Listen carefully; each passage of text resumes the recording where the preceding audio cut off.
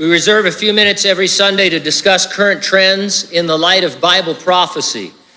We are futurists. That means we interpret the unfulfilled prophetic portions of the book of Daniel, the book of the Revelation, any unfulfilled prophecy really, as future events occurring in a literal, physical, apocalyptic, and global context. Biometrics, artificial intelligence, cashless commerce, the manipulation of human DNA, global government, the exponential growth of human knowledge, these are all areas where the end times corroborate what we read in the Bible. Now, we have for many decades understood from Bible prophecy that the end times would feature a cashless, contactless, global system of economics. Something in or on a person's hand or forehead will allow them to conduct all necessary business and commerce. The world leader we commonly call the Antichrist will take control of that system and thereby take control of his citizens. One pretty good argument against this ever happening was that the world's governments would never be in a position to force everyone into participation. But it's an argument that's being undermined thanks to the global pandemic. We're seeing how governments are able to, with permission from their citizens, move us into a kind of a one world scenario. Now, I read a post on medicalexpress.com titled, "Compulsory Jabs, Pressure Grows on Anti-Vaxxers." So now if you don't want a vaccine, you're an anti-vaxxer. I'm going to say this in a minute again, but let me say it now. None of what I'm talking about is about whether or you should or shouldn't get a vaccine. That is totally up to you. There are Christians on both sides of that aisle. We're talking about this, how it ties into prophecy, not how it ties into personal choice. So anyway, excerpts. A growing number of countries and territories around the world are forcing people to be vaccinated against COVID-19. Tajikistan and the Vatican are countries imposing vaccines on adults. In Soviet Tajikistan, the official news agency has published a government decree obliging all over 18s to be vaccinated without giving any further details. In the Vatican, the world's smallest state, vaccinations were made obligatory for residents and workers in February.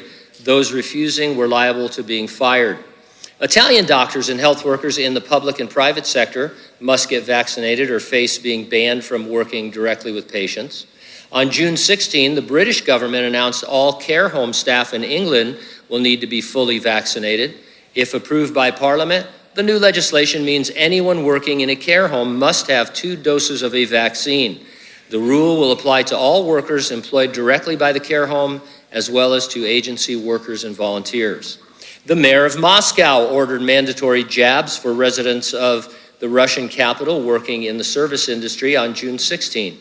Some 60% of all service industry workers in Moscow, just over 2 million people, were ordered to be fully vaccinated by August 15.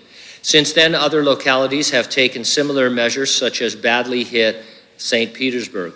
Kazakhstan on July 1st ordered mandatory coronavirus vaccinations for a wide range of workers who come into contact with others.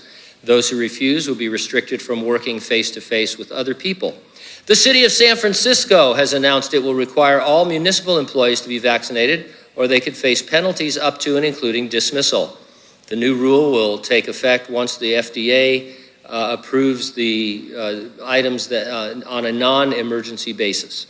More than 150 employees at the Houston Methodist Hospital in Texas have been fired or have resigned after failing to comply with orders to get a shot.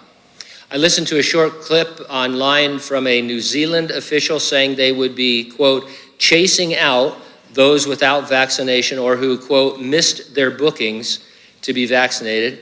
Then he said, everyone will be able to get a vaccine, noting that some of them we will have to look for and go out and find.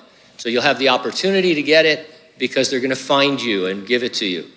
The New York Times reported, faced with a steep decline in vaccination rates, President Biden said on Tuesday that his administration would send people door to door, set up clinics at workplaces, and urge employers to offer paid time off as part of a renewed push to reach tens of millions of unvaccinated people. Top health experts say that it is simply not enough and that the president needs to take the potentially unpopular step of encouraging states, employers and colleges to require vaccinations to slow the spread of coronavirus. Gives a new twist on knock-knock jokes, right? Knock-knock, who's there? President Biden. President Biden who? I'm going to stick you, that kind of thing. Again, I'm presenting this as a prophecy update, not as an opinion about whether you should or shouldn't be vaccinated. That is a totally personal choice, and it is not a hill that we want to die on as far as arguing with one another as Christians. I'm pointing out how easy it has become to force participation upon an entire global community. Whether it's for a good cause or not in your mind, we could not have imagined anything like what we're seeing 2 or 3 or 4 years ago. If you had told me, and we've been predicting stuff like that, if you'd said, hey, there's going to be an event that kind of makes it so that the whole world is going to be on the same page, I'd say, well, man, I hope so, but that's a stretch. But here it is. COVID-19 has accelerated acceptance of invasive methods that could easily be the precursor to the global cashless, contactless system of commerce we have long expected from reading the Bible.